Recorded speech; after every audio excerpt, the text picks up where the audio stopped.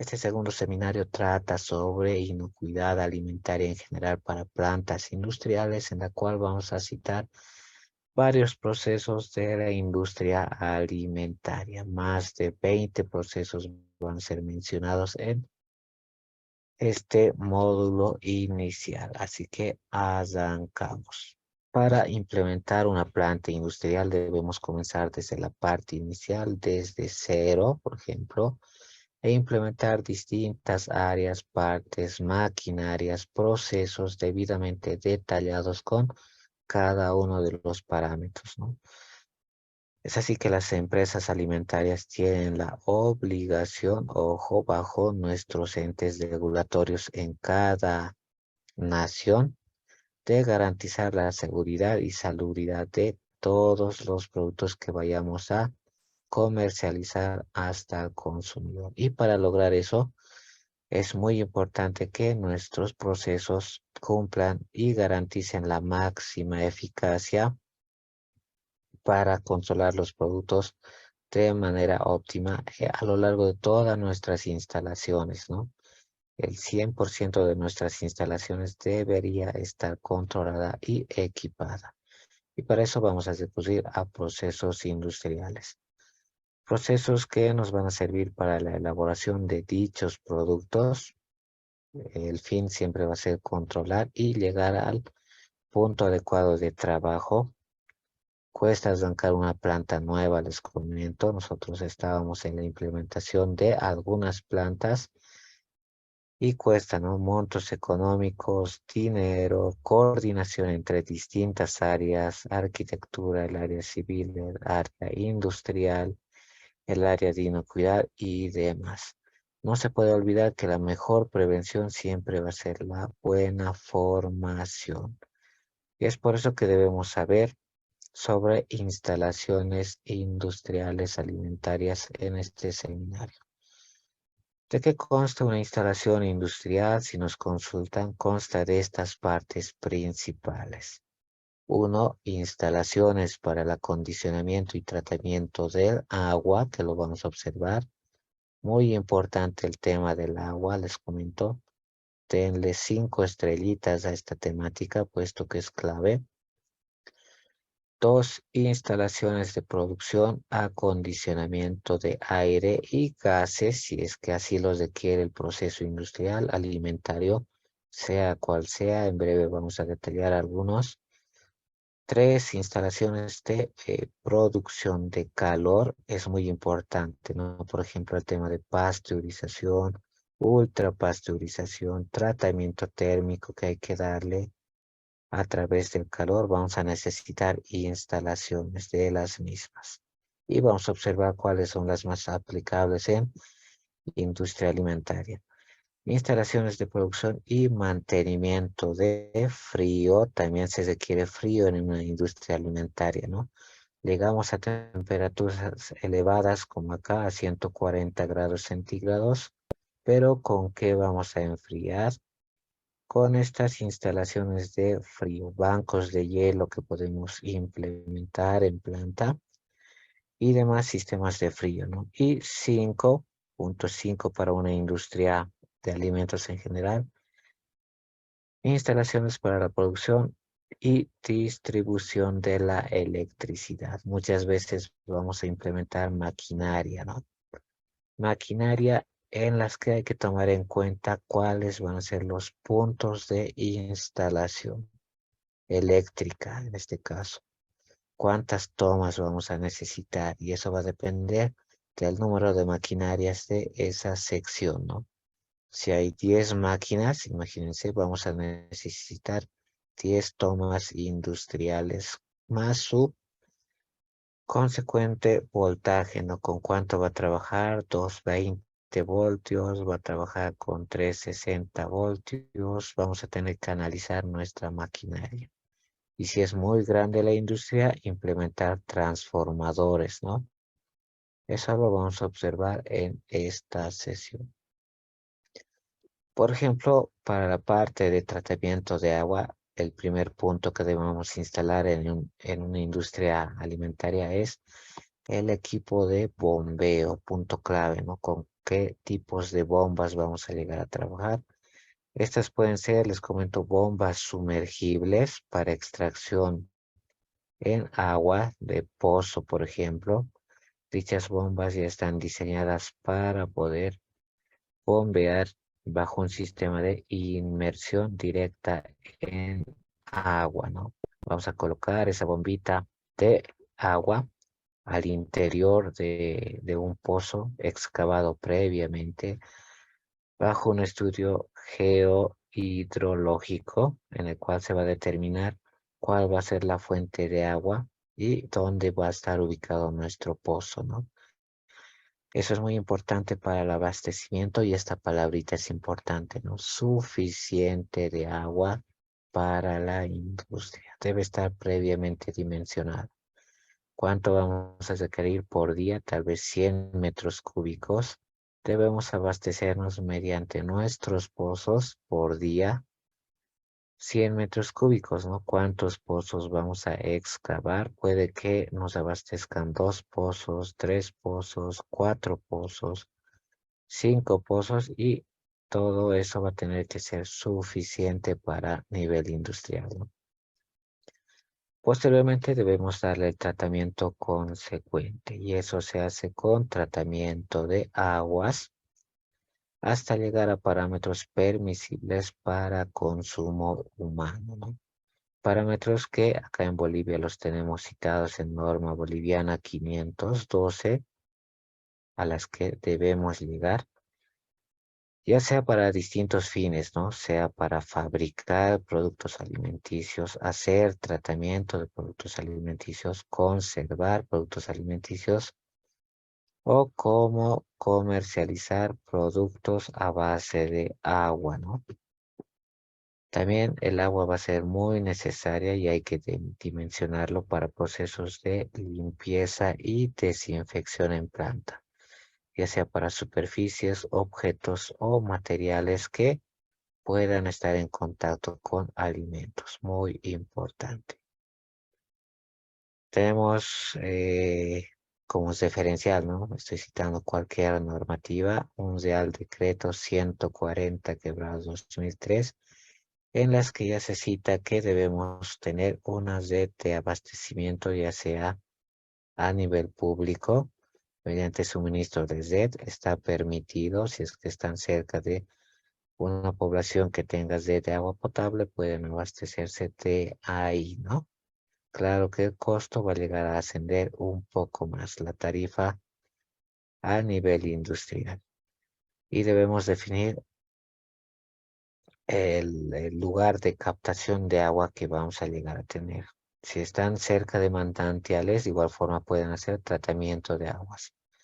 O si están cerca de aguas subterráneas, pueden extraerla de pozos, ¿no? O de lluvia llegar a almacenarlas hasta llegar a la cantidad que nosotros vamos a requerir en planta.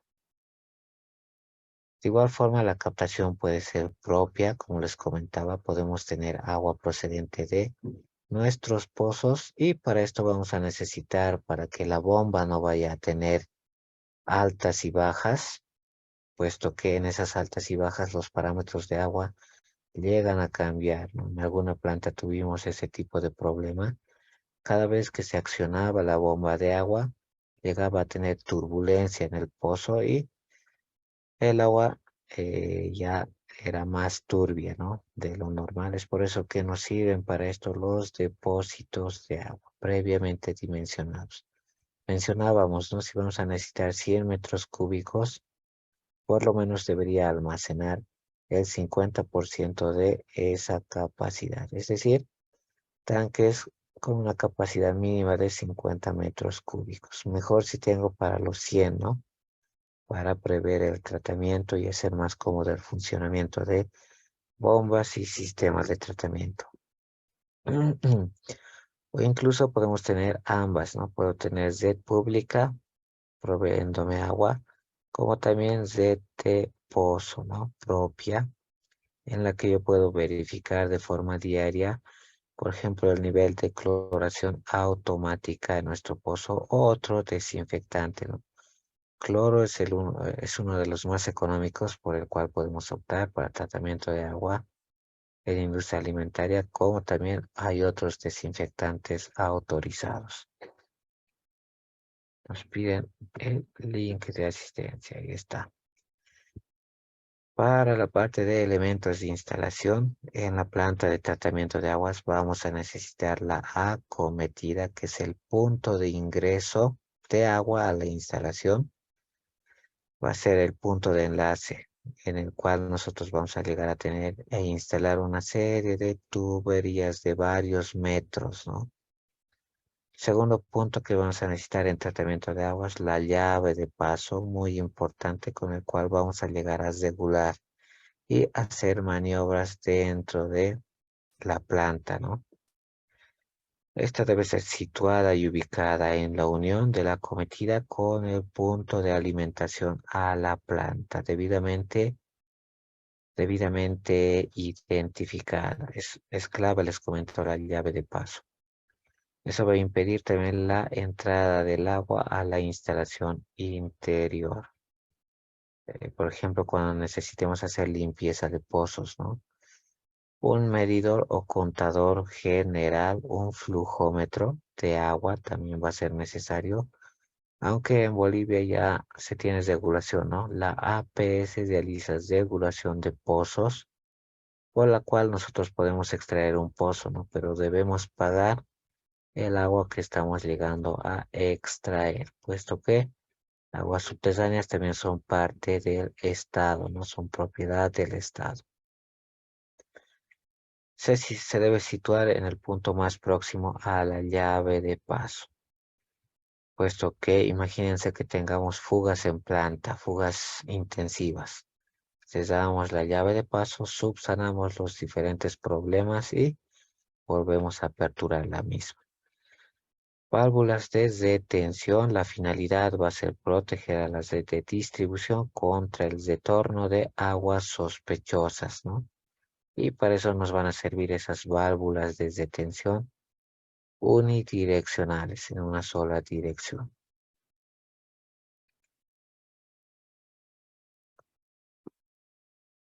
Ahí está también otra parte de la instalación. Instalación interior ya debe comprender todo el entramado de tuberías de distribución de agua. También vamos a necesitar definir en diseño de plantas el número de tomas que van a ser necesarias en cada una de las secciones, ¿no? Ese número tranquilamente puede sobrepasar 20 tomas para una planta pequeña hasta 50 tomas para una planta grande, ¿no? Va a depender mucho del tipo de planta que vamos a llegar a instalar, definir el número de tomas.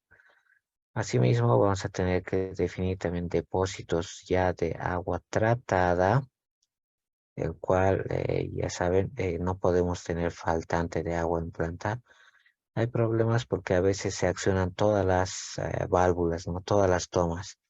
Imagínense que las 20 tomas se van a llegar a aperturar al mismo tiempo. Todas van a necesitar el caudal de diseño requerido, ¿no? Por ende, la potencia y la presión no debería llegar a disminuir. Y si se baja presión, ya hay problemas en maquinaria, ¿no? Estaba en alguna planta en la que la presión llegaba a variar y era todo un caos, ¿no? Había que reiniciar equipos, volver a hacer saneos y demás por bajas de presión. Los sistemas de tratamiento de aguas para mejorar la calidad hay que implementarlos. Si nos falta equipo de cloración, hay que implementarlo. Equipos descalcificadores o algunos también los llaman ablandadores. Si el agua viene con mucho mineral, vamos a tener que extraer cantidad de esos minerales, ¿no? ¿Cómo se hace? Con equipos de ablandamiento, con equipos o con resinas de intercambio catiónico o aniónico previamente dimensionados, con equipos de ósmosis inversa que podemos implementar en una planta. Justamente estamos diseñando en este instante una planta, les comento, las vamos a presentar en un proyecto. para un municipio como tal y se va a implementar con un sistema de ósmosis inversa, puesto que es necesario hacer tratamiento en planta, ¿no? Cosa de llegar a niveles permisibles para alimentos. De igual forma debemos tener depósitos y aljibes deberán estar situados siempre por encima de las red de alcantarillado.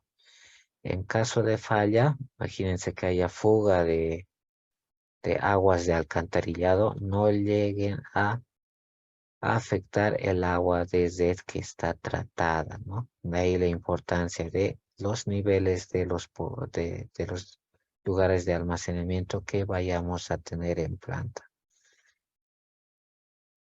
Y bien, también deben estar tapados y dotados de un desagüe que permita su vaciado total. Vamos a diseñar un almacén, imagínense, y debe haber también capacidad de desagüe para ese sistema de almacenamiento, puesto que la normativa dice que debemos sanitizar nuestro lugar de almacenamiento de agua, ¿no? Y debe llegar a tener la purga correspondiente para limpieza y desinfección. Deberán estar identificados como punto de almacenamiento, ojo, y el material con el cual estén construidos debe ser apto para industria alimentaria. Puede ser plástico de alta resistencia, grado alimentario, puede ser construcción civil para grado alimentario, cualquiera de ambos. Al final vamos a dar el link para esta sesión, no se preocupen. No se preocupen, al final se va a dar el link de la limpieza de los pozos o de los lugares de almacenamiento. Se deben hacer de forma periódica por personal formado, ¿no? El cómo hacer esa limpieza de pozo deben estar capacitados, por lo que se debe tener una entrada accesible al lugar de almacenamiento. De ahí el tema que estamos tratando en seguridad industrial, ¿no? Accesos a espacios confinados, aunque protegida frente a animales o personal ajeno. También debe poseer un sistema de purga que permita un completo vaciado al 100%, puesto que vamos a hacer lavado del lugar de almacenamiento, ¿no? Es obligatoria la limpieza y una desinfección anual. Eso nos dice la normativa, ¿no? Una vez al año, por lo menos mínimamente, debemos hacer limpieza y desinfección registrada de ese lugar de almacenamiento. De los filtros, hay filtros de distinto micronaje, les comento, filtros de carbón, o otro tipo de filtros pulidores en este caso, que nos van a ayudar a prevenir que pase cualquier tipo de partícula ajena a la parte de las instalaciones, ¿no? Estos filtros pulidores deben estar situados de forma adecuada, son necesarias para el sistema de filtración. Pueden estar para el ingreso, ojo, de entre 80 a 150 micras, ¿no? Ese es el parámetro mínimo que deberían tener para un ingreso adecuado. Debemos tener un sistema clorador. Aquí está una imagen, por ejemplo, del sistema clorador automático. Puede ser manual, pero muchas veces pueden llegar a olvidarse el tema de activar el clorador. Es por eso que se prefiere tener clorador automático para planta alimenticia, ¿no? Con la cual la cantidad de cloro libre residual en el agua sea lo suficiente, cosa de que no exista proliferación bacteriana. Es ahí que la materia orgánica va a reaccionar con el cloro y la misión del cloro va a ser desinfectar. El nivel de cloro debe estar entre 0,5 hasta 1 parte por millón, un ppm, es decir, 0,5, 0,5 a 1 miligramo por cada litro de agua, ¿no? En forma de cloro libre residual. Lo podemos medir diariamente con test, como les mencionaba, ¿no? Equipos descalcificadores. Acá está. Estos equipos van a tratar de extraer la cantidad de minerales en la mayor cantidad posible. Ustedes saben que el agua siempre va a contener cantidades de calcio, magnesio en elevada proporción, ¿no? Es por eso que estos equipos van a evitar incrustaciones de cal en toda la red al quedar al interior de los tubos, ¿no? Puesto que también hay que hacer limpieza de tuberías o pueden quedar incrustaciones en maquinarias y calentadores que vayan a provocar pérdidas de presión a largo plazo, ¿no? Imagínense una instalación que esté funcionando 10 años, es seguro de que existe incrustación probablemente en sus ductos, ¿no? Y eso puede llegar a costar altos costos de reparación de aparatos. Imagínense que se vaya a obstruir toda la tubería y tengamos que desmantelar varias líneas de la red y hacer reparación, ¿no? Vamos a tener que parar planta, parar algunas líneas y hacer mantenimiento que muchas veces puede costar más que este equipo descalcificador. De ahí la importancia, ¿no? A mayor concentración de sales como calcio y magnesio, vamos a necesitar un equipo descalcificador, ya que la dureza del agua va a ser muy elevada, ¿no? Puede ser de 500, 1000 de dureza, depende mucho de la región donde vayan a instalar esta planta. Sistemas de tratamiento por membranas es la última tecnología por la cual hay que llegar a aprovechar, por ejemplo, sistemas de ósmosis inversa, donde el agua va a pasar a través de membranas semipermeables, por las cuales aplicando presión van a llegar a separar el exceso de sales y pequeñas partículas ajenas propias del agua, ¿no? Todo se va a detener en estos sistemas de tratamientos de ósmosis inversa. Tenemos también sistemas de bombeos del agua. En breve vamos a contestar las consultas. Les comento que es amplia la temática del día de hoy. Es por eso que vamos a tratar de acelerarnos. Son 137 diapositivas y estamos en la 18. Sistemas de bombeo de agua. Estos sistemas van a permitir la impulsión de agua a través de las distintas tuberías y es mejor que sean de grado alimenticio nuestras bombas.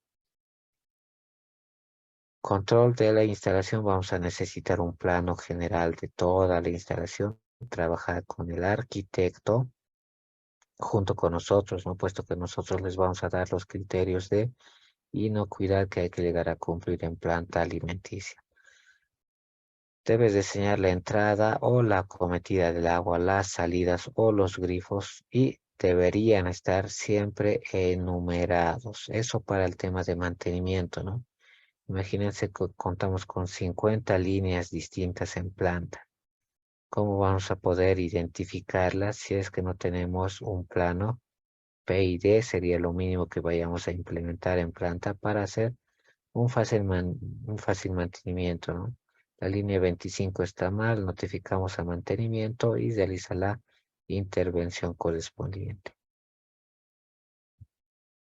De igual forma, los depósitos, las bombas, los equipos para tratamiento deben instalarse con identificación. Y eso puede afectar a la calidad del agua que se vaya a utilizar a mediano plazo. Consulta, ¿no? ¿Cuántos análisis de tipo completo serían necesarios realizar en la agua de red de una industria alimentaria al año? Y va a depender de algún factor de producción, es la consulta. Claro que sí, ¿no? Va a depender del volumen de agua distribuida por día, parámetro importante. Por tanto, dependerá del volumen de agua que se vaya a utilizar en la instalación. Así, si el volumen es menor a 100 metros cúbicos, se necesitará hacer un análisis anual. Es un parámetro bibliográfico, ¿no? Si consumen 100 metros cúbicos por día, van a requerir hacer por lo menos un análisis completo anual. Completo, ¿no? Según normativa. Ahora, si consumen más agua de entre 100 a 1000 metros cúbicos, van a necesitar por lo menos de 2 análisis anuales, puesto que Es una industria muy grande de alto riesgo, ¿no? De ahí la importancia. Ahora, si van a realizar más de 1000, si van a consumir más de 1000 metros cúbicos por día, van a necesitar análisis necesarios en puntos donde puede originarse pérdidas, ¿no? De ahí la importancia de los análisis. En la industria alimentaria, antes de empezar la jornada laboral, siempre hay que realizar un análisis. Eso es recomendable, les comento, para así calibrar el sistema y ver si contiene la cantidad de desinfectante adecuada. En caso de no detectarse desinfectante, no se puede arrancar planta, ¿no? De ahí la importancia de medición de cantidad de desinfectante. Al mismo tiempo debemos llenar los registros diarios de desinfectante del agua. Esto es auditable si quieren implementar un sistema de inocuidad alimentaria, con indicación, por ejemplo, de hora e identificación del operador de la planta de tratamiento de aguas que haya realizado el control, ¿no?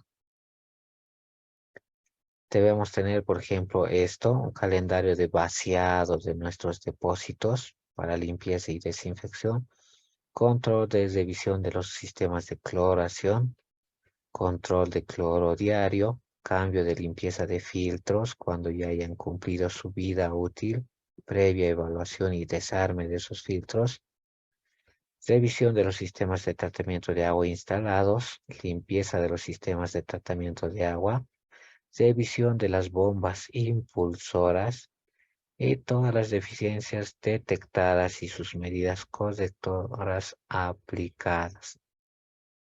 Aplicación práctica: al iniciar la jornada laboral, un trabajador debe realizar la lectura con el kit de cloro residual. Imagínense que no existe desinfectante en la red. ¿Podría comenzar la producción? Es la consulta. La respuesta es no, ¿no? ¿Cuál sería el primer paso a tomar? Detectar por qué se ha detenido nuestro sistema clorador. Si procede de la red de abastecimiento pública, ¿con quién tendría que ponerse en contacto nuestro operador? Con el inmediato superior, cosa de efectuar los trámites correspondientes, ¿no? De las instalaciones, pasemos, ¿no?, a la segunda instalación para el día de hoy. Instalaciones de producción de aire o gases, grado alimenticio. Muchas veces hay estándares en industria alimenticia y hay que cumplir temperatura de procesamiento, ¿no?, adecuada para el proceso, y es por eso que podemos implementar sistemas HVAC, ¿no? Cosa de que también vayamos a producir el grado de humedad adecuado, que va a ser la cantidad de agua contenida en el aire, ¿no?, para hacerlo más respirable. Hay plantas que le colocan un grado muy bajo de humedad, ¿no? Imagínense 25% de humedad. En esa planta el aire va a ser demasiado seco, cosa de que la respiración para los operadores se va a ir complicando, ¿no? Van a tener tos en algunos casos. La calidad óptima del aire de trabajo: se requiere evitar una concentración inaceptable de elementos contaminantes como ser polvo o humos, ¿no?, que vayan a provenir de áreas aledañas. Para eso vamos a hacer tratamiento del aire. Este es el esquema de tratamiento del aire. Por ejemplo, vamos a tener UTAS, unidades de tratamiento de aire en planta, ¿no? Va a haber aire entrante y aire saliente en la planta. Vamos a necesitar de sistemas de recuperación de calor, intercambiador de calor de aire o para gases en este caso, cosa que ingrese aire fresco, ¿no?, previamente filtrado, precalentado, ventilado. Debe pasar por una batería de una zona de acondicionamiento de aire, cosa que vaya a enfriarse mediante una batería de frío, una batería de calor de ser necesario, un humectador para tener la cantidad de humedad suficiente en el aire, un separador de agua, un sistema de filtración segundo, el ventilador para la zona de distribución, ¿ya? El sistema de distribución hasta que llegue a planta y se distribuya de forma adecuada. De planta mediante ventiladores también vamos a llegar a tener compuertas de regulación para que se ingrese el aire o bien sea aire saliente, ¿no?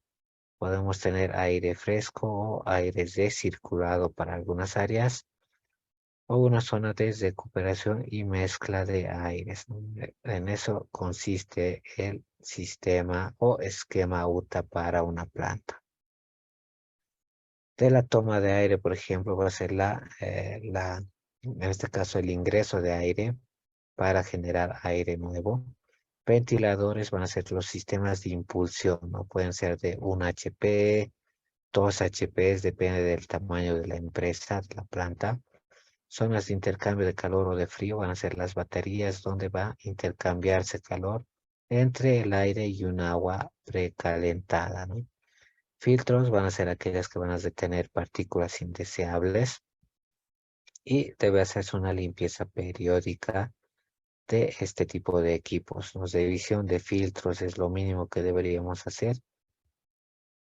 Cambio de filtros.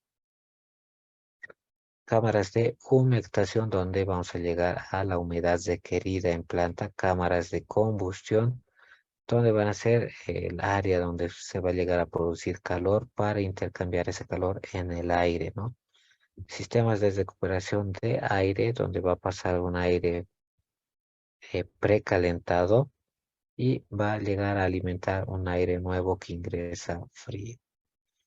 Control y mantenimiento de la instalación de aire. A ver, observemos algunos comentarios tranquilos. El link ya se facilitó, así es. Eh, los niveles de cloro libre en el agua ya los vimos, que nos da sus parámetros. Debemos analizarlos nosotros, por ejemplo. Se podría hacer un cálculo de eficiencia para saber si existen o no incrustaciones. Se puede hacer un cálculo de eficiencia, uno, como nos dicen. Eso observando la cantidad de caudal en nuestra red, ¿no? Si el caudal disminuye ya quiere decir que probablemente haya incrustaciones. O si se saturan muy rápido nuestras membranas, probablemente nuestra calidad del agua es muy baja, ¿no? Cosa de que está saturando demasiado rápido a las membranas y deberíamos mejorar eso. En tubos o calentadores para someterlos a tratamiento térmico, lo mejor es aperturar una línea, ¿no? De producción, lo más fácil. Aperturamos una línea cualquiera al azar y vemos si existe incrustación. Existe incrustación, realizamos sanitización de esas líneas de distribución de agua. Y si no existe incrustación evidente, continuamos operando tal cual. Ya enviaron link para el anterior seminario. Sí, para este se va a mandar al final, no se preocupen. Si está aún habilitado, ahí está el link. Del control y mantenimiento de la instalación debemos enfocarnos en filtros, por ejemplo, lo que les mencionaba, incluyéndose tanto la limpieza del filtro como la reparación periódica de los mismos, ¿no? O sustitución del filtro de aire.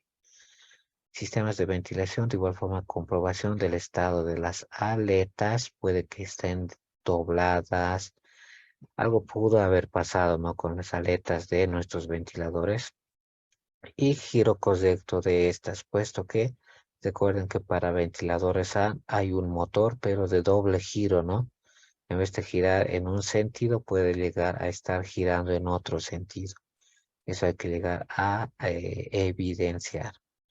Así como la velocidad de giro, ¿no? ¿Cuántas RPMs deberá dar nuestro ventilador en planta? Y de igual forma, si están tensadas las correas de los ventiladores, ¿no? Puede que ya estén sueltas y esté patinando el ventilador. Sistemas de intercambio de calor y frío. Debemos hacer limpieza de esas baterías simplemente con métodos físicos, ¿no? Debemos observar nuestros conductos de distribución de aire en planta, muy importante, para poder evidenciar si existe acumulación o no de residuos ajenos. O si tenemos fugas, ¿no? Puede haber fugas en nuestros ductos de distribución y no estar llegando a la sección que requiere aire tratado. Sistemas de registro tanto de temperatura, de humedad deberíamos llegar a tener y alarma, ¿no? Para poder comprobar el correcto funcionamiento de nuestro sistema HVAC. De una situación especial de modificación en atmósfera de trabajo, se puede modificar la atmósfera de trabajo si están trabajando para recintos frigoríficos, cosa de sustituir una atmósfera original por otra más rica en anhídrido carbónico, ¿no? Muchas veces vamos a necesitar atmósfera modificada para sistemas de maduración de frutas, por ejemplo, para sistemas de almacenamiento de frutos y, y reemplazar la cantidad de oxígeno disponible por otro gas, ¿no? Cosa de que el almacenamiento para estos productos sea más largo y llegue incluso a meses, ¿no? Una menor incidencia de podredumbres, la reducción de mermas por peso, puesto que algunos van a llegar a madurar más rápidamente, y un efecto fungicida también debido a la concentración de dióxido de carbono. Podemos modificar atmósferas en almacenes para frutos. No obstante, la aplicación incorrecta de esta técnica de CO2 puede llevar a cabo un efecto contrario, ¿no? Puede dañar al fruto, puede causar pardeamiento externo o interno, alteración en el sabor, involución del color, en vez de volverse una naranja de color naranja, puede haber involución, ¿no? Se puede volver verde, y aroma a la salida de la cámara. Para asegurar el éxito del proceso es necesario un control exhaustivo por personal formado que vaya a verificar aspectos como hermeticidad de cámaras frigoríficas, ¿no? O análisis y control de la composición gaseosa de la atmósfera mediante medidores de CO2, por ejemplo, o medidores de oxígeno, ¿no? Los oxímetros. Y de esa forma nos podemos dar de cuenta. Hace falta también la visualización de los análisis de concentraciones de gases en cámara obtenidos por analizadores electrónicos instalados en la cámara. Si es una cámara muy grande, forzosamente vamos a tener que instalar este analizador electrónico, ¿no? La realización periódica de pruebas de hermeticidad para diagnosticar y corregir cualquier problema en la cámara y la programación de las condiciones de la cámara según indicación del proveedor. Una técnica más avanzada que la anterior incluso puede consistir en modificar la atmósfera por otro tipo de gas, empleando nitrógeno, por ejemplo. Es una cámara con atmósfera modificada, cosa de tener el nivel de oxígeno a niveles bastante bajos, ¿no? En la cámara. Podemos tener también cámaras de secado, por ejemplo, que van a ser recintos donde vamos a aprovechar la circulación de aire caliente y deshidratar en sitios adecuados mediante una malla metálica distintos tipos de fruto, ¿no? Podemos tener incluidos balanzas de precisión para ver el grado de humedad que tienen en ese lugar los insumos o frutos y demás. Vamos a necesitar sistemas de medición de temperaturas y termohigrómetros si es posible, ¿no? También vamos a necesitar de sistemas de medición de caudal de aire que debe estar instalado y debe estar situado en la salida de la cámara, ¿no? Va a servir para regular la velocidad de giro de nuestro ventilador. Si es que existe menor caudal, incremento velocidad de giro, ¿no? Para llegar al caudal deseado en planta. Existen distintos tipos de secadores que también van a necesitar este tipo de instalación de calor, por ejemplo, y aire, secadores de túnel, de tolva, de bandejas o compartimientos, secadores neumáticos, secadores, por ejemplo, como en el caso del grano del café, ¿no? Para secar café es un proceso delicado el secado, por el cual se va a obtener el producto con una calidad final, ¿no? Y va a depender todo del proceso de secado. Ya saben, ¿no? Café, delicado proceso de secado y directa afectación a la calidad. De ahí que una cámara adecuada para secado de café no debería sobrepasar 55 grados centígrados y con un caudal de aire a velocidad constante. Así evitaremos la obtención de producto excesivamente seco, eso es malo, y de baja calidad, ¿no? De ahí la importancia de graduar temperatura en cámaras de secado para café, por ejemplo. Pasemos a instalaciones de producción de calor para industria de alimentos. Al final daremos el link, no se preocupen, al final se da el link. Vamos a estar observando los distintos sistemas de intercambio de calor. Por ejemplo, intercambiadores tubulares son los más habituales en la industria que trata con fluidos, por ejemplo, en el cual por uno de los tubos va a estar pasando vapor y por el otro va a estar pasando el fluido alimenticio, ¿no? Se puede alimentar, por ejemplo, mediante vapor o mediante agua caliente, ¿no? Tal es el caso de esterilización de trozos vegetales, de cubos de fruta y demás. Se tienen este tipo de intercambiadores anulares, son intercambiadores que se usan triple tubo, por ejemplo, calefactores para aquellos fluidos bastante viscosos, ¿no? Mezclas viscosas de alimentos, alguna vez me consultaron, requieren de intercambiador anular, ¿no? No es otro tipo de intercambiador. El de placas no les va a servir. El tubular no les va a servir. El anular sí les va a llegar a servir para fluidos muy viscosos. Tal es el caso de pastas o salsas que se vayan a tratar térmicamente con alto grado de almidón, ¿no? Estos son los intercambiadores anulares. Intercambiadores de superficies dascadas son este tipo de equipos, por ejemplo, en el cual se bombean los fluidos en contracorriente, ¿no? Uno va en este sentido el fluido caliente, por ejemplo, y el fluido frío en este sentido.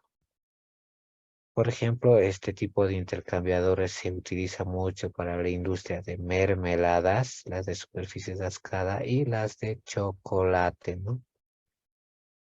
Tenemos otro tipo de intercambiadores, el de placas que les comentaba.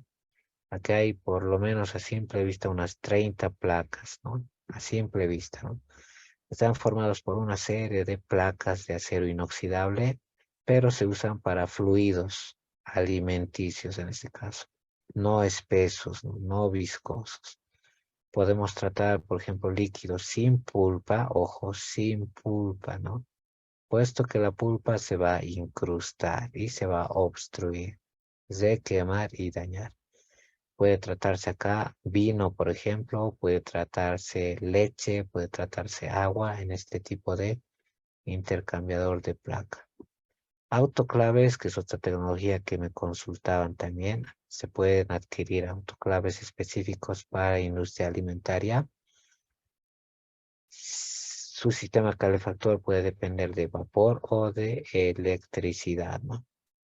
Por ejemplo, es similar al de una caldera o va a ser necesario tener un caldero en planta para alimentar a este autoclave. En algunos casos, incluso ese caldero debe tener su propio sistema de tratamiento de agua, ¿no? Ese sistema es muy utilizado para conservas de todo tipo. Estos autoclaves se utilizan para industria de cárnicos, para industria de verduras, todo lo que son conservas deben añadir a este autoclave, ¿no? El mantenimiento del autoclave será necesario prestar especial atención a la carga de agua en la cámara, ¿no? Es muy importante el nivel de agua en el autoclave. Eso se puede ajustar con la válvula de seguridad y control de presión y temperatura en este equipo. O se puede tener también esterilizadores rotativos que son autoclaves pero con jaulas rotativas en su interior, ¿no? Con movimiento variable o alternativo mediante variador electrónico hacen que el agua aparezca como spray, por ejemplo, y vaya esterilizando los alimentos de esa forma, ¿no? También podemos recurrir a otros sistemas de generación de calor. Recuerden, estamos hablando de calor, como ser hornos eléctricos, ¿no? Hornos de fusión y de mantenimiento, por ejemplo, de inducción, de verbero, de arco trifásico o de crisol, o hornos para tratamiento térmico superficial o integral, o hornos de calentamiento, ¿no? También podemos recurrir a este tipo de sistemas, bombas de calor para el sistema de calefacción, climatización y agua caliente sanitaria, ¿no? O calentamiento de agua también aplica, o secado de productos también aplica la bomba de calor, o usadas en cámaras de fermentación o cámaras de secado de embutidos, por ejemplo, este tipo de bombas de calor. Por ejemplo, en el curado y secado de embutidos se aprovecha la capacidad de aire seco y se calienta con una humedad determinada, llegando a adquirir temperaturas rápidamente a 28 grados centígrados y después bajan de 22 a 24 grados centígrados, incrementando la humedad relativa hasta 30 a 75 horas en esas bombas de calor, ¿no? Y manteniéndose a temperaturas si es que son necesarias de 12 a 15 grados centígrados con humedad relativa de 25% durante 20 días. Generadores de vapor. Este es un generador de vapor. Parece un caldero, ¿no? Pero no es un caldero. Es un generador de vapor. Solo genera vapor. Y ese vapor va a ser o va a tener utilidad en planta para operaciones de limpieza, por ejemplo, mantenimiento hasta de calentamiento de la instalación. Constará de una caldera en su interior y una serie de recalentadores y una cámara de vapor. Tenemos también a el caldero como tal, que es ya se va a encargar de producir vapor a alta presión, ojo. Pueden existir calderas de combustibles sólidos, aún existen, les comento, sobre todo en plantas de azúcar, ¿no?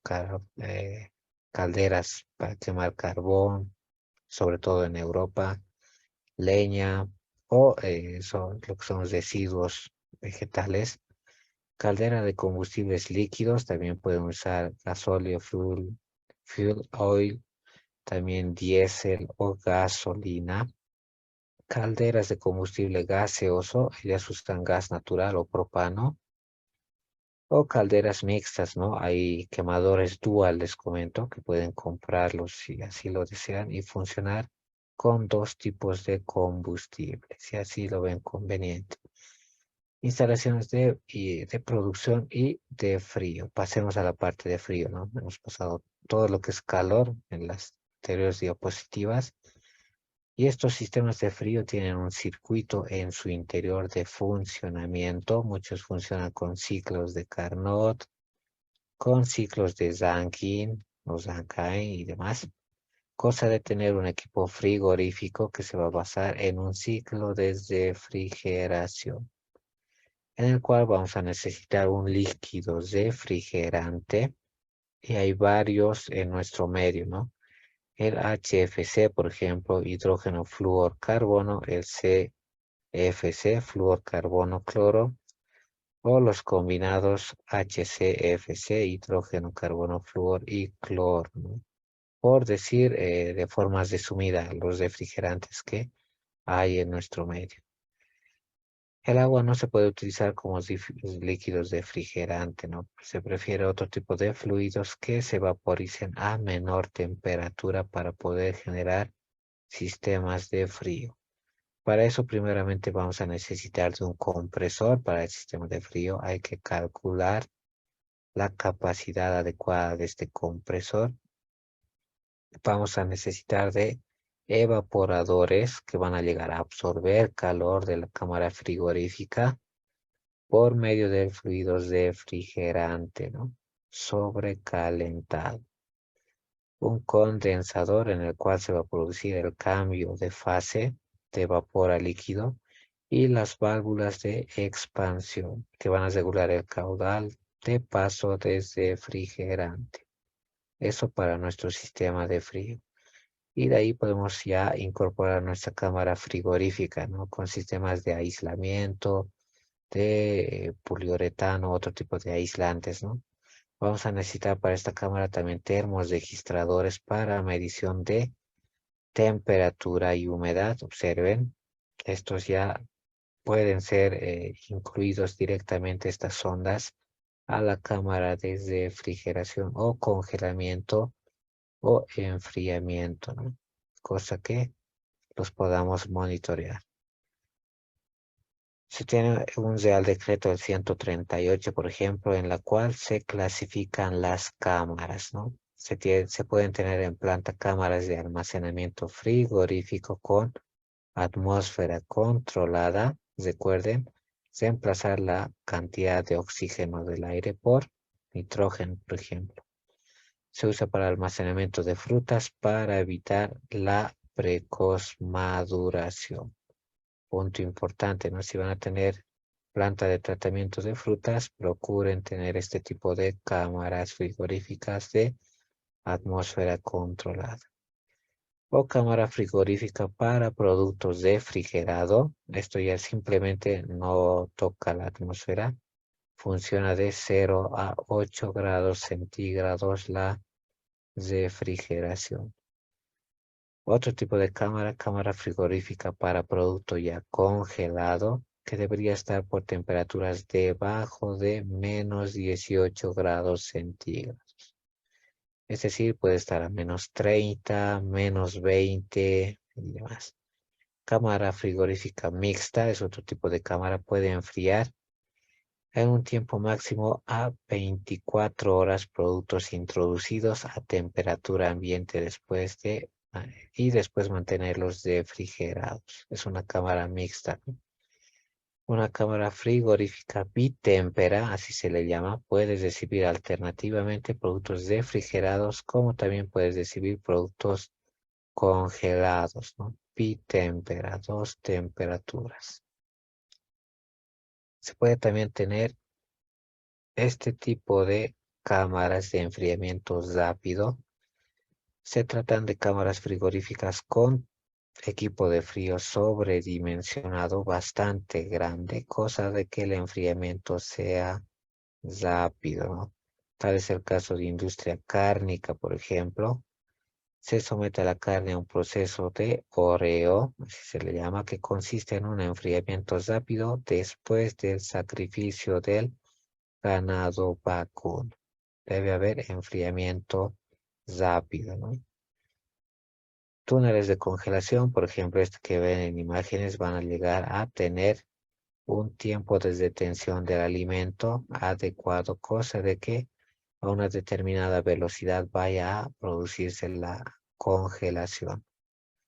Menor será el tamaño de los cristales de hielo en este tipo de cámaras y por tanto mejores las propiedades visuales del alimento, ¿no? Para eso nos sirve el túnel de congelación. Instalaciones de producción y distribución de la electricidad, otra temática. Y de ahí vamos a ver procesos también, ¿no? En este tipo de instalaciones debemos saber qué tipo de instalación va a ser nuestra planta alimenticia, de baja tensión o de alta tensión, para ver la posibilidad de acoplarlo directamente a hacer una acometida en la red pública, si existe sistema de alta tensión o baja tensión. Si no existe sistema de alta tensión, les cuento que es un trámite que hay que llegar a seguir a veces complicado y costoso para tener alta tensión en planta, ¿no? Eso va a llegar a generar y transportar energía en alta tensión. Luego puedes reducirse esa alta tensión a medias tensiones hasta llegar a la capacidad de la maquinaria que se necesite. Aún hay equipos, ¿no?, que llegan a 110 voltios acá en Bolivia, por el cual se va a requerir un pequeño transformador para ese equipo, ¿no? Para equipos eléctricos vamos a necesitar la acometida, que es tomar de la red principal la energía eléctrica para poder distribuirla mediante esta acometida, mediante una caja general en planta. Vamos a necesitar hacer los distintos enlaces en toda la parte interior e instalaciones interiores de planta. Por lo tanto, es obligatorio la conservación y mantenimiento de nuestra red eléctrica en planta. Podemos tener nuestra caja general de protección, por ejemplo, en un área determinada, debidamente señalizada, cosa de que tengamos protección de la línea general de alimentación, puesto que nuestros equipos son costosos, ¿no? Imagínense que la red de alta tensión vaya a disparar una alta tensión a nuestra línea de distribución, y si es que no tenemos este equipo de protección puede dañar el equipo costoso, ¿no? La línea general de alimentación va a ser la línea que va a ir a conectarse a todas las acometidas dentro de planta y por ende a los equipos. Elementos de ubicación de contadores, dispositivos para la medición eléctrica. Podemos tener módulos, paredes o armarios completos, ¿no? Cosa de tener todo el kit de interruptores y demás. Derivación individual, ya va a necesitar una sola línea privada, ¿no?, para instalar el equipo como tal. La caja para interruptor de control de potencia. Ese interruptor va a controlar que no se exceda el consumo de potencia que se tiene contratada con la empresa distribuidora. Otros dispositivos, por ejemplo, también están los interruptores, por ejemplo, los cuadros eléctricos, cosa que se protejan de cortocircuitos a los equipos como tal, más contactos eléctricos inadecuados, ¿no? Está un cuadro de protección y distintas tomas que hay que hacer en la parte eléctrica en la industria, ¿no? Desde la parte de iluminación, equipos, tomas y demás. Ese tipo de equipo siempre va a funcionar con motores eh, de corriente continua o corriente alterna, ¿no?, que van a necesitar sistemas monofásicos o trifásicos. Control y mantenimiento de la instalación eléctrica. Ahí nos están dando algunos voltajes, ¿no? A ver, leamos el chat. Acá en Argentina se tiene dos casos, ¿no? 220 watts, por ejemplo, voltios, y uno de 180. Muchas veces no funcionan electrodomésticos. Sí, es así. Se requiere de un transformador, ¿no? Un transformador que tiene su costo adicional, lamentablemente. Y se puede hacer funcionar al equipo con transformador, ¿no? Control y mantenimiento de la instalación. Hay que comprobar de forma diaria el estado de los cables, enchufes y aparatos eléctricos. Enganchar a la red solo el número de aparatos con el cual está dimensionado, ¿no? No puedo comprarme un tomacorriente de otros 10 puntos y sobrecargar ese punto, ¿no? Es por eso una adecuada acometida que hay que llegar a hacer. Se debe tener dimensionada la instalación, evitar el uso compartido de enchufes entre maquinarias, realizar las inspecciones de seguridad con la frecuencia que determine la normativa vigente en sus países, ¿no? Argentina, Perú, Bolivia y demás. No realizar modificaciones en las instalaciones a no ser por técnicos capacitados y autorizados, ¿no? Ahí ingresan nuestros colegas eléctricos. No utilizar maquinaria con manos húmedas por contacto eléctrico, obviamente, ¿no? Preservar los elementos eléctricos del contacto con el agua. Siempre hay que ver el grado IP que tengan nuestros equipos. Proceder a la desconexión de los equipos antes de iniciar la limpieza. Esto es seguridad industrial muy importante. Comprobar que las canalizaciones sean estancas.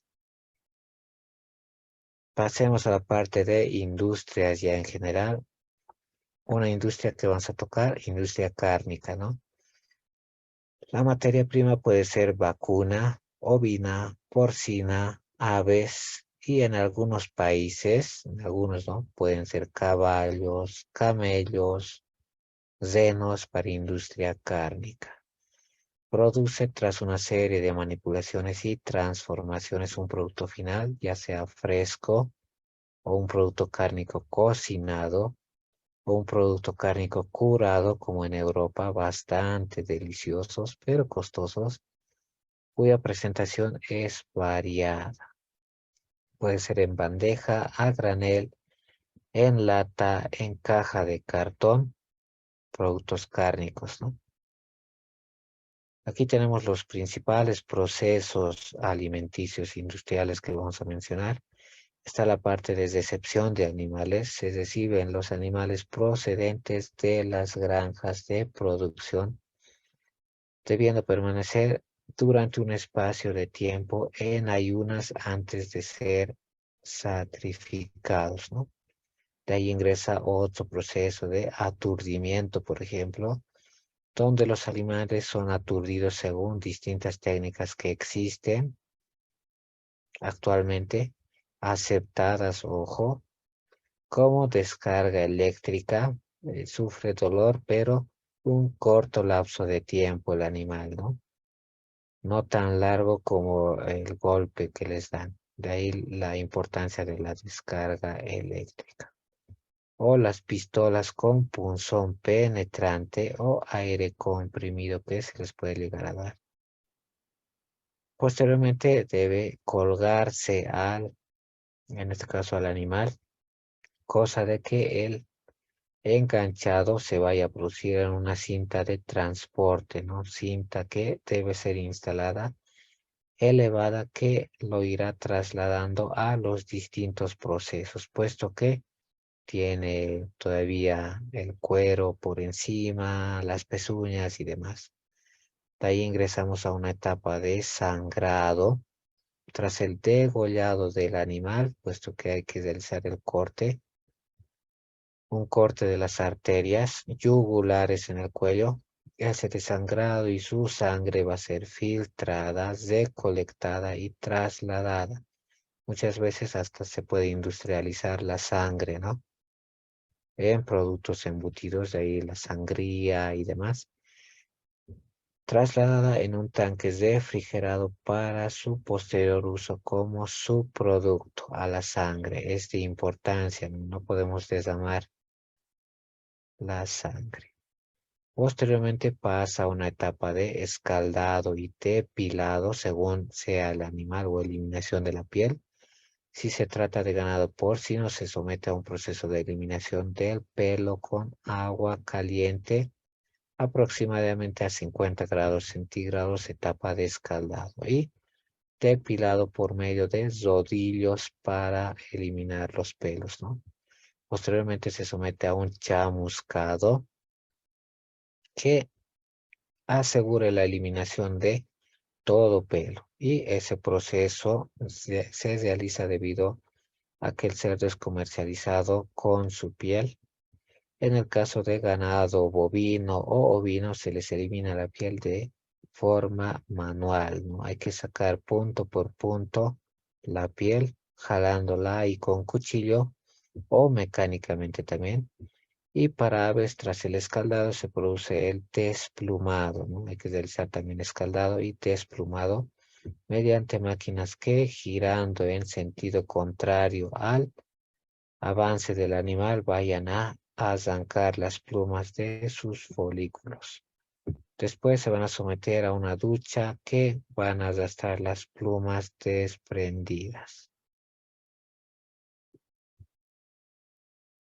El momento del desplumado en aves es un punto crítico sanitariamente, ¿no? Debido a que gran cantidad de residuos se llegan a desprender en las plumas y al ambiente húmedo y cálido que puede favorecer el desarrollo de microorganismos. Nos recuerden que podemos llegar a 50 grados centígrados y se va a ir atemperando a distintas regiones y puede existir proliferación de microorganismos, por lo que la ducha debe ser abundante para retirar la mayor cantidad de restos posibles de plumas.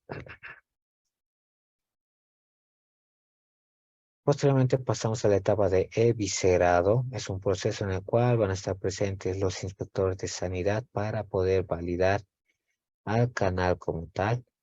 Van a proceder a la inspección de pulmones, hígado, ganglios linfáticos y en este proceso se extraen las vísceras del animal. Conviene ligar el esófago y el recto, es decir, hacerle un nudo para evitar contaminación del tracto gastrointestinal a la carne, ¿no? En aves y mediante pistolas de cloaca se succiona y se colapsa la cloaca trabajando al vacío y después se corta y se eviscera, ¿no? Se hace succión de la cloaca. La cloaca en las aves es la apertura por la cual se desechan sus heces por si acaso. Se hace la obtención de canales. Tras decapitar al animal se obtienen las canales, ¿no? Mediante la división vertical del cuerpo a través de la columna vertebral. Se hace la limpieza de las canales, se realiza para eliminar restos de sangre y contaminación superficial por microorganismos. ¿Qué proceso viene? El de traslado a la cámara de refrigeración. Suelen estar entre 24 a 36 horas en la cámara, se someten a refrigeración para ralentizar el crecimiento microbiano y preservar así la calidad de la carne. En algunos casos en el que se quiera aumentar el periodo de almacenamiento de la carne, se puede trasladar ya a la cámara de congelación, ¿no? Ya saben, primero es refrigeración, pero si lo van a almacenar, congelación. ¿Qué proceso viene? La sala de despiece, ¿no? Debemos recurrir a la sala de despiece mediante el cual, teniendo al canal, se va a realizar piezas de menor tamaño mediante cuchillería variada, ¿no? Cuchillería para distintos tipos de las partes del canal. Por darles un ejemplo, aquí está el cuchillo deshuesador, ¿no? Normalmente las salas de despiece se encuentran anexas a los mataderos. Según el tamaño de las piezas y tipo de carne, se tienen ya métodos técnicos, ¿no? Qué tipo de cuchillo utilizar y para qué lugar de la pieza. Cosa de que el despiece se debe hacer canal cortada o en horizontal usando cortes a mano o en último caso también sierras eléctricas, ¿no? Se puede hacer ambos. Pasamos a la otra etapa de envasado de productos, en este caso. Es ahí donde se produce la distribución de las piezas en la sala de envasado y podemos ya tener chuletas o comercializar solo chuletas, solo piernas, solo pulpa y demás, ¿no? Colocándolas en bandejas de plástico y debe realizarse un envasado. Las piezas grandes se someterán al vacío y las pequeñas se envasarían en atmósfera controlada, ¿no? Tip grande para industria cárnica. Piezas grandes al vacío, piezas pequeñas en atmósfera controlada o modificada o incluso en atmósfera de aire, ¿no? El envase debe conservar las propiedades y características de la calidad del producto, hechos para industria cárnica, obviamente. Con el envase vacío se elimina el aire se previene la oxidación de grasas del producto cárnico, muy importante, y el crecimiento de microorganismos con oxígeno. Ese método se usa sobre todo para piezas grandes de carne y para carne picada. La carne picada es 5 veces más peligrosa, ¿no? Puesto que es más fácil que vayan a proliferar ahí los microorganismos. Aquí le llamamos ala de avión, nos dice muy bien Michelle o Michael. Michael. Acá está el esquema general del matadero, ¿no? Tenemos el suministro de animales, la inspección de animales vivos, una etapa de estabulación, sacrificio y desangrado, evisceración, clasificación, refrigeración para posterior despacho, ¿no?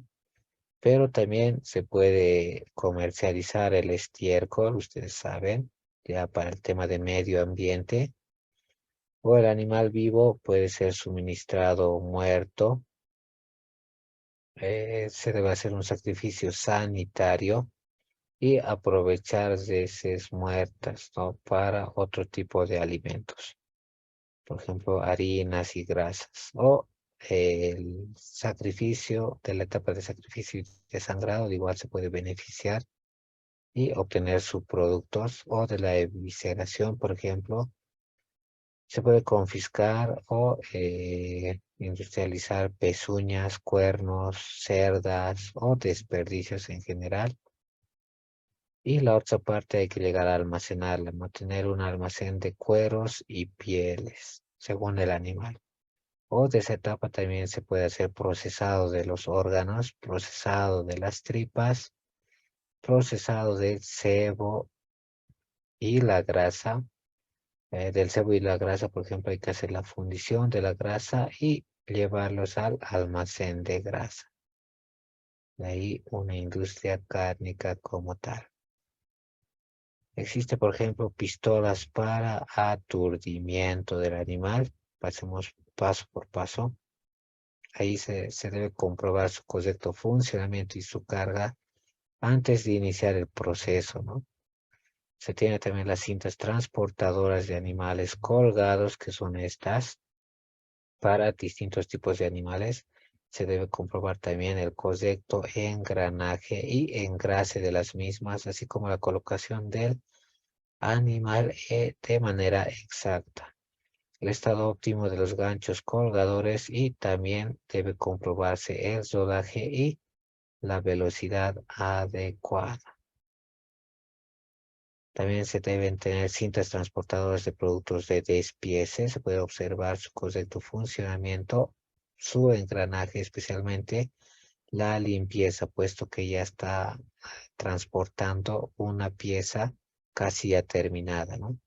Se debe tener cuchillos para degüello, por ejemplo. Se debe comprobar su afilado, muy importante, y tener también el afilador al lado, ¿no? Que se encuentren debidamente protegidos y su diseño impide el deslizamiento de la mano desde la empuñadura a la hoja. Se debe hacer control del proceso de congelación y refrigeración, comprobar siempre la temperatura de la cámara. Es por eso que se tienen esos indicadores registradores que ya lo hemos visto, ¿no? De modo que se evite el quemado por frío, ¿no? Puede existir quemado por frío. Para ello se protege la carne con un tejido o un material plástico. Se debe hacer adecuada limpieza y desinfección de equipos. El día de ayer terminamos BPM y observamos varios equipos que se pueden llegar a utilizar. Entre ellos este equipo, ¿no? En este caso ya tiene la carcasa de limpieza y observen la eficiencia, ¿no? Evidentemente este lugar ha sido adecuadamente limpiado, ¿no? Evita la salpicadura y este equipo es obviamente a presión. Hay que incorporar ese accesorio en algunas plantas que tengan equipos a presión, ¿no? Con un método eficaz y optimizando recursos, previa planificación, elaboración del POES, como veíamos ayer. Pueden ser equipos manuales, sistemas de alta presión, así como el uso de adecuados detergentes. Que está otro equipo que se utiliza mucho en la industria cárnica, la deshuesadora de paletilla, por ejemplo, ¿no? Que pueden optar. Pasemos a industria del pescado. Para el pescado también se tienen múltiples procesos, ¿no? Se debe tener en cuenta que este producto solo está sometido a un proceso de conservación de temperatura desde refrigeración de 2 a 8 grados centígrados, lo cual lo hace muy susceptible a degradación del mismo y pueden disminuir la vida útil del producto. Para eso se recurre a técnicas como las salazones, que es la incorporación de sal básicamente a la carne, ¿no? Es la capacidad de la sal de captar el agua libre de la carne, va a absorber la sal el agua y disminuir así la capacidad de los microorganismos patógenos para desarrollarse y producir contaminación y degradación. Hay que hacer salazón, es una técnica para pescados. Al tratar con salmuera se buscan tres objetivos fundamentales en pescados, ¿no? Uno es conservar, otro es darle el sabor salado y otro es darle firmeza a la textura del pescado, ¿no? Se vuelve ligeramente más duro, más firme el pescado. La concentración de sal en la salmuera influye a la calidad del producto. Si la concentración es inferior al 12%, el pescado capta sal. Si, eh, si la concentración es superior al 12%, además de captar sal, hay un pro, ¿no? También va a llegar a deshidratarse, perder agua. Por tanto, periódicamente hay que cambiar la salmuera para que no se vaya diluyendo. Posteriormente se coloca una capa de sal en el fondo del envase y seguidamente una capa de pescado. Sal, pescado, sal, pescado, sal, pescado. Aplanándola y presionándola para eliminar la cantidad de aire residual entre la sal y el pescado. Y así sucesivamente hasta llenar el envase. Una técnica que aún se utiliza, ¿no? Y hay venta de pescado salado, delicioso, les comento. Se someten envases apilados a un proceso de presión y maduración que suele durar 6 a 7 meses, ¿no? En ese periodo va a depender de factores como el grosor de las piezas de pescado, el grado de frescura del pescado, la pureza de la sal y el tipo de sal incluso, el contenido de grasa del pescado y la temperatura. Todo va a depender de eso. Las salazones son semiconservas, ya que los envases y su contenido no sufren el efecto del calor. Por ello, el periodo de conservación será menor y su mantenimiento debe ser a temperatura de 2 a 8 grados centígrados. Tras efectuar el proceso de salazón de una partida de bacalao, pregunta, ¿no? Un trabajador observa que hay un color negruzco en el bacalao. El bacalao está de color negro y tiene un sabor extraño, lo que hace difícil la aceptación en el mercado. ¿Cómo podemos mejorar este aspecto oscuro en el bacalao? Es la pregunta. Y de ahí damos la solución, ¿no? Se pueden estudiar todas las posibles contaminaciones que pueden aparecer en las sales utilizadas para la salazón, ¿no? Muy importante la sal. Control de calidad, ¿no? Se observa que la coloración oscura o negruzca puede ser provocada por la presencia de impurezas de cobre o hierro en la sal utilizada. Cobre o hierro, ¿no? que también aceleran el ensanciamiento del pescado. De ahí que la sal estuviera afectando al bacalao que estamos observando. Podría ser mejorado utilizando otro tipo de sal que contenga un menor porcentaje de impurezas de calcio, de magnesio y libre de hierro y cobre, ¿no? Lo que va a hacer que el producto final va a ser de color más blanco y un sabor incluso más intenso, solución, ¿no? También se puede recurrir a proceso de ahumado. Entre los productos sometidos a este proceso está el salmón, por ejemplo, el bacalao, la palometa, la trucha y la anchoa, ¿no? Sometido al ahumado. Ese proceso consiste en eliminar agua del pescado fresco e impermeabilizarlo mediante la acción del humo que se va a llegar a generar a través de las maderas, ¿no? Van a actuar al mismo tiempo como antiséptico esos humos. Ahí está la ahumadora. La sal prepara la carne para un ahumado óptimo, siendo entre un 2 a 4% la cantidad de sal del producto ahumado. Según la temperatura que alcancen los túneles, puede existir, por ejemplo, el ahumado seco, 1, o ahumado húmedo, ¿no? Se puede hablar de procesos de ahumado en frío o ahumado en caliente. Si sobrepasan los 30 grados centígrados o incluso pueden llegar hasta los 75 grados centígrados en los ahumadores. El de 75 es el ahumado caliente, por ejemplo. De los métodos de congelación, otro método, la congelación por placas de contacto. En ahí el pescado se sitúa entre los dos bloques, horizontal y vertical, que van a absorber su calor por conducción directamente y es un método muy indicado para paquetes de menor tamaño y en lo posible de tamaño regular, ¿no? La congelación en túnel de congelación, el producto pasa a una contracorriente, es decir, en un lado está soplando el aire muy frío y del otro lado está pasando el producto. O bien puede ser estacionado un determinado tiempo hasta someterse a ese tipo de corrientes discontinuas de aire enfriado. Tiene buenos rendimientos, pero el elevado costo energético es el que impide este tratamiento de congelamiento por aire para pescado, ¿no? Elevado costo. Congelación en salmueras enfriadas consiste en introducir el pescado en unos tanques especiales con una mezcla de sal y agua a menos 21 grados centígrados, ¿no?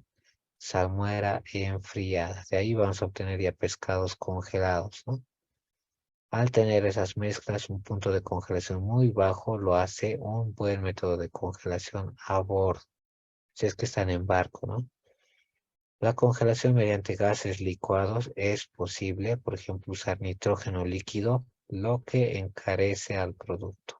Se puede utilizar para productos caros, ¿no? Pero no así para productos muy económicos. El último tercio de la cinta transportadora con nitrógeno líquido, el cual va a hacer pasar a la fase gaseosa utilizando los dos primeros tercios de la cinta como preenfriador de productos y así se va a evitar también el estallido de las piezas por la acción directa del nitrógeno, ¿no? Pueden reventar o explotar. Este método es usado, por ejemplo, para langostinos, moluscos y pescados selectos de elevado costo, ¿no? Para este tipo de cámaras se debe hacer control de la temperatura y registro del mismo, funcionamiento del sistema de alarma, control de la colocación del producto en la misma, dejando espacio libre entre las cargas, cosa de que haya buena circulación de aire dentro de la cámara.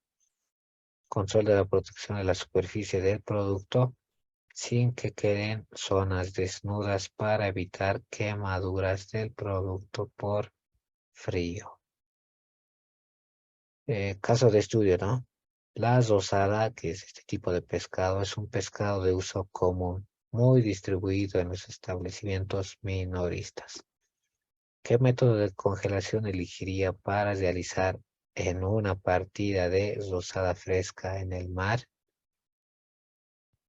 ¿Cuál no sería adecuado desde el punto de vista comercial? Se podrían tomar algunas precauciones para mantener la calidad en la cámara de congelación. Es la consulta. Y la solución, ¿no? La rosada que han visto es un pescado blanco cuyo valor en el mercado no es muy alto, es un pescado relativamente económico, por lo que se debería escoger un método fácil de realizar a bordo que sea rápido y no excesivamente caro para la rosada, ¿no? Ojo. Además, se distribuye mucho en el comercio minorista, por lo que se presentará en bloques regulares y no muy grandes. Por lo tanto, el método de congelación por placas de contacto sería el método más adecuado para la rosada. Y desde el punto de vista comercial no sería adecuado usar el método de congelación de gases licuados, ya que es un método muy caro y si es caro va a encarecer también al producto, ¿no? No conviene. Para preservar la calidad del producto, en la cámara se debe proteger la superficie de este para evitar quemadura por frío, control de la temperatura en la cámara y controlar el producto dejando espacio libre para que circule aire frío, ¿no?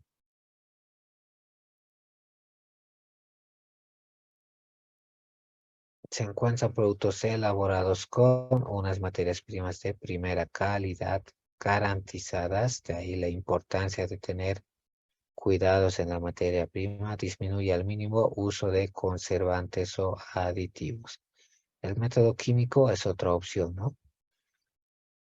Tratamientos térmicos son suaves, inhibidor bacteriano. Se puede utilizar también aceites esenciales en pescados. Se puede utilizar ajo y tomillo, ¿no? Y finalmente, envasados al vacío con atmósfera modificada, puede llegar a tener un sabor más casero y más natural. Puesto que la congelación también afecta el sabor, ¿no? Del mantenimiento se debe hacer revisión diaria del estado de engrase de elementos móviles en la máquina, del túnel de refrigeración que han visto o enfriamiento, revisión diaria del estado de cortantes del equipo, las cuchillas, procediéndose a la sustitución de cuchillas ya motosas, control diario de la temperatura de las máquinas donde los procesos se lleven a cabo, los cocederos, control diario de la hermeticidad, no conviene perder frío, control diario de la correcta dosificación de la cama, de la máquina de empacar y control anual de la parte técnica, ¿no? Por técnicos acreditados en frío. Pasemos a industria de frutas y hortalizas.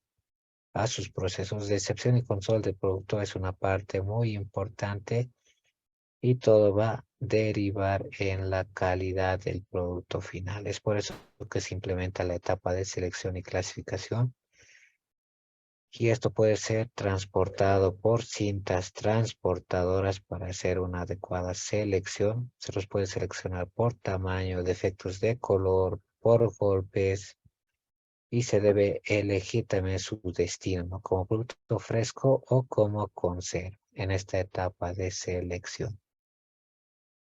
Lavado del producto hay que eliminar la parte orgánica de la superficie y se suele realizar con agua, pero también en seco, ¿no? Aquí pueden ver sistemas a presión de agua tipo spray para lavado de naranjas, por ejemplo. Y pasa directamente a la etapa de envasado para ser consumido como producto fresco o en ocasiones se lo puede llegar a derivar para proceso productivo. Escaldado, por ejemplo, consiste en introducir en agua hirviendo durante 10 a 30 segundos al fruto y todo eso desactiva las enzimas y se ablandece los tejidos y facilita un posterior pelado de distintos tipos de fruta, ¿no? En el curso de fruta les vamos a llegar a dar las tablitas que se usan, tiempo versus temperatura, por ejemplo. El pelado va a llegar a eliminar la piel y la corteza del producto. El cortado y descorazonado va a trocear el producto y eliminar las semillas que existan en su interior. Por ejemplo, si son piña, va a eliminar el tronco y demás. El envasado para productos que se llevan a comercializar pueden ser conservados mediante medios de congelación, en este caso para frutas, ¿no? Puede existir también una etapa de esterilización o pasteurización en la que el producto llegue a temperaturas por encima de 100 grados centígrados y eliminen microorganismos. O etapa de congelación en la cual se disminuye la temperatura en los túneles que hemos observado anteriormente. Son utilizados también para frutos. Se puede hacer trituración de la fruta y hacer extracción del jugo, ¿no? Mediante sistemas o equipos de exprimido o prensado. Y todo eso va a depender de la materia prima con la que se va a llegar a trabajar. Existe, por ejemplo, para uvas, para chirimoyas, para naranjas y para distintos frutos, ¿no? Para cada fruto hay un equipo. Decantación, este es un proceso en el cual se van a sedimentar residuos disueltos, no van a llegar a precipitar en el fondo del recipiente para así tener una fase más limpia y transparente, si es que lo quieren elaborar de esa forma. Podemos pasar a una etapa de clarificación o filtración en la cual se van a eliminar sustancias proteicas o gomosas que se encuentren en el zumo y lo va a hacer al jugo más cristalino, ¿no? Para eso existen distintas técnicas, por ejemplo, sistemas de paso a través de membranas, ¿no? No se utiliza en zumos de tomate, ni naranja, ni piña, puesto que hay exigencia normativa de que debe tener un determinado porcentaje de pulpa, ¿no? Para los zumos. Podemos pasar a la etapa de desaireación, que consiste en eliminar el oxígeno, una vez más, ¿no? Para industria alimenticia, muchas veces el oxígeno es un enemigo. Y otros gases disueltos por acción del vacío. Se usa concentrados y zumos de cítricos, tomates para reducir la espumación, mejorar el color y aroma del producto. Pasteurización consiste en colocar al producto de entre 60 a 100 grados centígrados versus el tiempo determinado, ¿no? Para eliminar cantidades de microorganismos. Concentración consiste en eliminar cantidades de agua para hacer un concentrado de fruta, ¿no?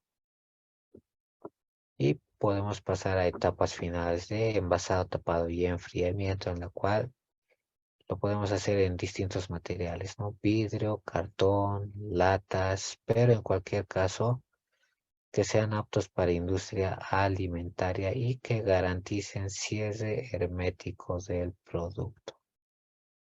Si se va a elaborar una mermelada de frutas o de pasta de hortalizas durante la cocción del triturado o de la hortaliza se añaden restos de ingredientes según sea el caso, por ejemplo, elaboración de una mermelada de durazno o melocotón.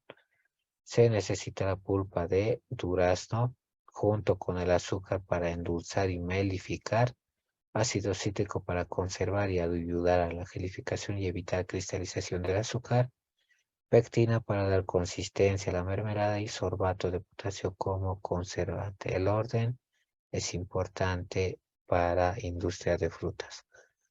Pasemos a industria de lácteos y ovoproductos, ¿no? Vamos a tener que hacer eliminación del aire para ese tipo de productos. Muchas veces hay que evitar demasiada agitación en nuestros tanques, ¿no? O demasiado bombeo. Se los realiza por reposo a presión atmosférica o antes de la esterilización por bombas de vacío, ¿no? Una etapa de clarificación mediante una centrifugación se separan las partículas más grandes de 4 a 5 micras de diámetro. Homogenización, la leche ya es pasada por pequeñas ranuras a altas presiones, cosa que la nata vaya a distribuirse de una forma más pequeña y homogénea, ¿no? Tratamiento térmico, por ejemplo, UHT, se aplica una temperatura elevada a 140 grados centígrados, por ejemplo, y un corto tiempo, 4 segundos, por ejemplo, ¿no? Y pasa a envasarse en forma aséptica, ojo, envasado aséptico en recipientes también estériles que no dejen pasar la luz para que el producto llegue a durar varios meses. Podemos tener también en este tipo de industrias producciones de yogur, por ejemplo, que es el producto obtenido tras la acidificación de dos microorganismos introducidos a la leche, ¿no? Se añade Lactobacillus y Streptococcus Thermophilus a la leche, ¿no? Lo cual provocan la fermentación. Para quesos es un producto obtenido tras la coagulación de la leche, la nata, el suero de mantequilla o una mezcla de alguno de ellos. Y por ende vamos a separar al suero del coágulo y hacer formación del queso, ¿no? Podemos también tener obtención de mantequilla, que es obtenida a partir de la nata de leche higienizada. Es una emulsión de agua en grasa y se obtiene tras realizar un batido y amasado de la nata previamente madurada, ¿no? Hay un proceso de maduración en la cual también se pueden añadir cultivos lácteos. Su porcentaje en grasa será un mínimo de 80% de grasa para la mantequilla. Productos que pueden ser líquidos, por ejemplo, pueden ser desde el huevo completo hasta alguna de sus partes. Se puede comercializar clara pasteurizada, yema pasteurizada, como se dio un curso gratuito el año pasado. Se obtiene tras una pasteurización del huevo sin cáscara y de los productos más utilizados están en hostelería, ¿no? Se debe pasteurizar al huevo generalmente a 64 grados centígrados durante 2.5 minutos. Con una temperatura más elevada, obviamente, podemos implementar menos tiempo de pasteurización. O puede comercializarse productos sólidos, ¿no? Mediante técnicas también de pasteurización o por liofilización. Se elimina toda la cantidad de agua del alimento congelado tras pasar el hielo formado a estado vapor a bajas presiones. O congelados tras la pasteurización se someten a congelación de menos 12 grados centígrados. O compuestos, ¿no? Pueden llevar añadidos otros componentes además del huevo, pero el contenido del huevo debe ser mínimamente del 50% en ese tipo de productos compuestos, ¿no? Pasemos a industria de cereal, harinas y derivados, por ejemplo. Se los almacenan en este tipo de silos. El grano puede llegar húmedo y se procede al secado del grano por aire caliente en túneles de secado discontinuo o en túneles continuos, ¿no? En secadoras tipo vertical o horizontal, con temperatura y tiempo controlado de secado para cereales de entre 70 a 75 grados centígrados para el aire. Posteriormente pasamos a la sala de molidos previa limpieza que se debe realizar al grano y eso se lo hace con distintos tamices, ¿no? Se pasa a la etapa de atemperamiento en el cual se va a llegar a dotar un grado de humedad de entre 14 a 17% por un periodo de 4 a 48 horas con controles de calidad periódicos, ¿no? Las características concretas de este proceso van a depender del grado de humedad que se tenga. Y posteriormente se los llega a moler, ¿no? Se provoca mediante el paso de grano entre dos piezas conjugadas que están en el interior de este tipo de máquinas, las cuales van a triturar en sentido contrario a una velocidad determinada a todos los granos, ¿no? Van a separarse al mismo tiempo o pueden separarse el salvado, que es la cascarilla del grano, y el paso por cilindros trituradores sucesivos va a ir obteniendo harina blanca de un tamaño de partícula ya deseado, ¿no? Para harinas, que están distintos tipos de molinos. Posteriormente pasa a una etapa de cribado donde vamos a clasificar el tamaño de las partículas de harina que se hayan generado para que tengan un mismo tamaño de partícula. Las de cogida donde la harina o sémola es reconducido a una etapa de tolvas de colectora para obtener otro subproducto de la harina, acondicionado que consiste en la adición de distintas sustancias autorizadas a la harina para enriquecerlo, ¿no? En algunos países como el mío se añaden hierro, se añaden vitaminas y demás a las harinas. Y pasa a la etapa de almacenamiento, envasado y expedición, ¿no? Esto se lo realiza también en silos o se puede envasarlo de forma directa también para su venta en sacos o envases ya pequeños fraccionados, ¿no? También puede ser expedido a granel si así lo desean, en cubas o en camiones cisternas de harina. Pasemos a la industria del aceite. Está, por ejemplo, la industria de obtención de aceite de oliva, en la cual se obtienen a partir de este tipo de aceitunas, ¿no? Se debe hacer las de cogida a mayor tiempo de almacenaje, menor calidad del aceite obtenido. Es por eso que en lo posible hay que tratar siempre con materia prima fresca, ¿no?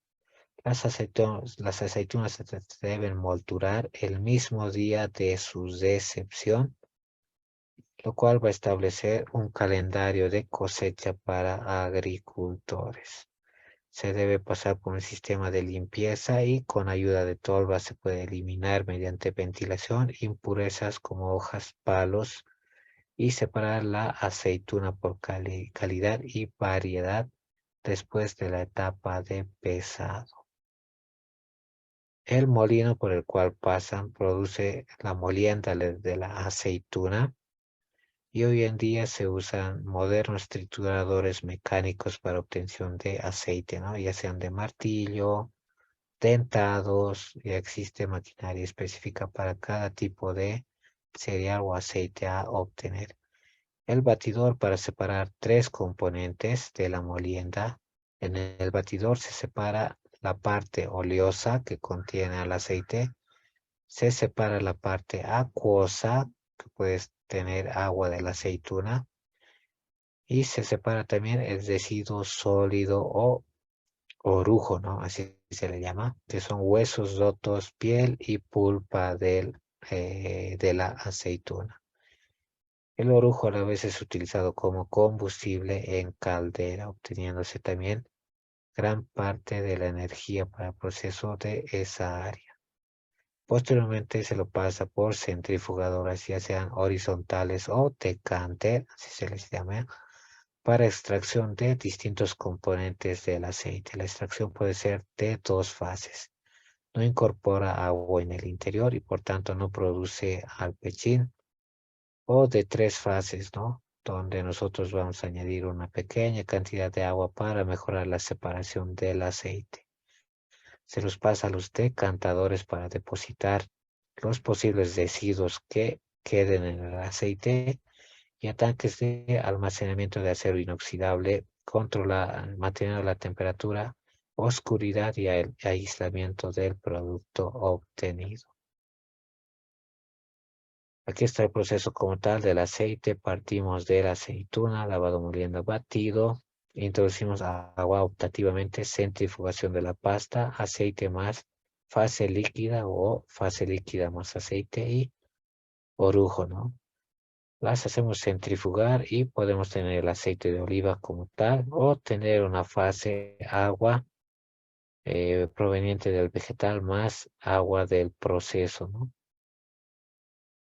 O de igual forma la etapa de molienda, batido, centrifugación de la pasta y directamente aceite de oliva. O la molienda, batido, prensado, agua más aceite y vegetación o directamente orujo, decantación y aceite o agua con vegetación. Posteriormente Se debe pasar a tanques de limpieza para desprender sustancias adheridas a la semilla. A la etapa de molido, que va a disminuir el tamaño de la semilla. Al torno prensa hidráulica, es otro método de extracción por presión, en este caso, donde vamos a obtener la torta, ¿no? Extracción por presión en frío, y en el cual también vamos a extraer las materias grasas, y podemos optar por disolventes autorizados grado alimenticio como Hexano, y tuvimos un curso gratuito, ¿no? Para industria de aceites. Para refinado alcalino se debe contar con la instalación de tanques de mezcla, cosa de que se añada ácido fosfórico y cítrico, ácido cítrico, para retirar sustancias no hidratables. Tanques de neutralización, donde se vaya a retirar ácidos sobrantes. Filtros de blanqueo para la absorción de compuestos coloreados y destiladores para retirar sustancias volátiles que tienen un olor indeseable, ¿no? Pasemos a industria de grasas de animales. Podemos partir de una picadora, por ejemplo, donde la materia prima se vaya a trocear, dejando las estructuras celulares libres y la grasa sea extraída. Tanques de fusión, así se le llama, puede ser húmeda, con presencia de agua, o seca, ¿no? Se lleva a cabo a altas temperaturas y con ella se va a eliminar la carga microbiana. El PRO, por ejemplo, es como una pasteurización. Se coagularán las proteínas y se disminuirá la viscosidad. Ejemplo, ¿no? Posteriormente se centrifuga para separar la grasa de los residuos sólidos que aparezcan como impurezas. Posteriormente pasa a la etapa de blanqueo para retirada de los pigmentos de la grasa por fusión de temperaturas de 80 a 100 grados centígrados utilizando insumos absorbentes, ¿no? Se puede utilizar arcillas naturales o carbón activado. Desodorización se aplica vacío en una columna donde se pone la grasa a 150 a 250 grados centígrados en contacto a contracorriente con gas inerte, ¿no? De ahí salen todos los compuestos volátiles de la grasa y se da que le dan el aroma a la grasa, ¿no? Etapa de plastificación donde se provoca el enfriamiento, se produce la formación de cristales en grasa, lo que le da la firmeza a la grasa final. Se puede pasar a la picadora, la cual va a trocear la materia prima, el molino, donde se puede extraer la sacarosa, esto ya en la industria del aceite, ¿no? Hasta ahí hemos obtenido grasa plástica. Para industria del azúcar, por ejemplo, se requiere una troceadora de la caña, el molino que va a extraer la sacarosa y todos los jugos, más el bagazo que va a ser el residuo, del cual se puede obtener papel o combustible, y el jugo del cual se va a obtener el azúcar. Tanques clarificadores en el cual se va a hacer limpieza del líquido obtenido. Filtradores en el cual van a pasar a través de una serie de mallas que van a detener la cachaza, así se le llama, que va a ser en este caso distribuida como abono, ¿no? Pasa como jugo clarificado y filtrado a evaporadores, y en ellos se obtiene el jarabe que posteriormente se va a ir cristalizándose en las sacarosas. Centrífugas en la cual va a salir ya el azúcar crudo, por el cual se lo puede comercializar como azúcar moreno o refinar el azúcar, ¿no? Pasamos a la industria del chocolate. Se tienen dos fases para esta industria. Muy pronto vamos a dar industria del chocolate como tal. La primera fase inicia con la fermentación de las habas de cacao, que después van a ser secadas y tostadas. Va a disminuirse su dureza en la almendra del cacao, va a facilitar la trituración y separación de la cubierta de la almendra del cacao, ¿no? Pasa a una segunda fase en la cual se va a triturar las almendras hasta obtener la pasta de cacao. Va a pasar por prensas horizontales en la cual se va a desengrasar la pasta de cacao. Se va a obtener la manteca de cacao y la torta de cacao, ¿no? La manteca puede ser producto final para un consumidor. Muchas veces se lo comercializa. Es de alto costo la manteca de cacao. La torta se tritura y se puede obtener cacao en polvo, ¿no?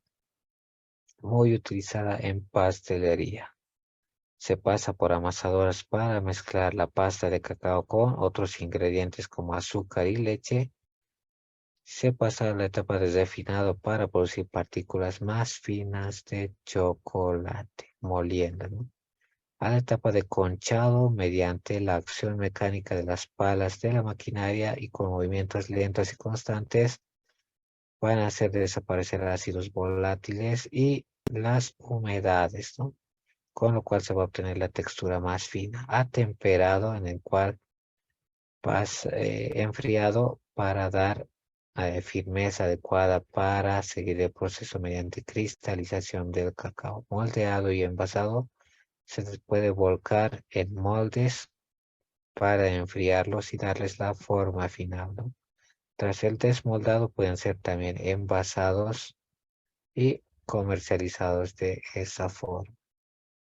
Pasemos a productos de confitería, muy breve, ya estamos llegando a la parte final. Vamos a tener que hacer dilución de azúcar y una etapa de cocción, ¿no? Calentamiento hasta llegar a temperaturas superiores a 100 grados centígrados. Vamos a ver el curso a detalle.